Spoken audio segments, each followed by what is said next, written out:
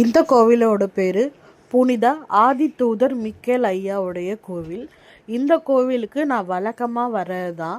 போன வருஷம்லாம் 13 வாரம் நான் தொடர்ந்து இந்த ஆதிதூதர் கோவிலுக்கு வந்திருக்கேன்.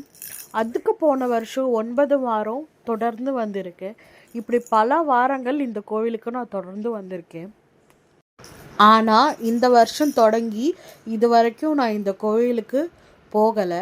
இன்றைக்கி தான் அதுக்கான நேரம் கூடி வந்திருக்கு.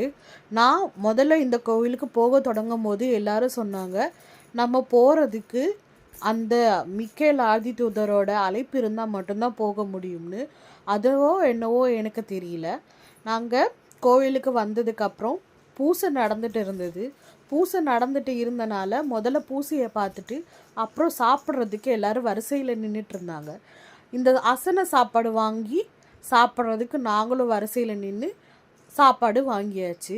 இங்கே வாரம் எப்போவுமே அசன சாப்பாடு சனிக்கிழமை கிடைக்கும்.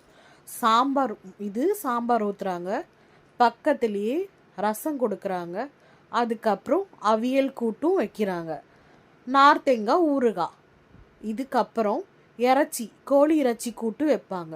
சில வாரங்கள் ஆட்டிறைச்சி கூட்டும் இங்கே வைப்பாங்க. இன்னைக்கு செங்கல்பட்டு அரிசியில் தான் அசனம் கொடுத்துருந்தாங்க. இங்கே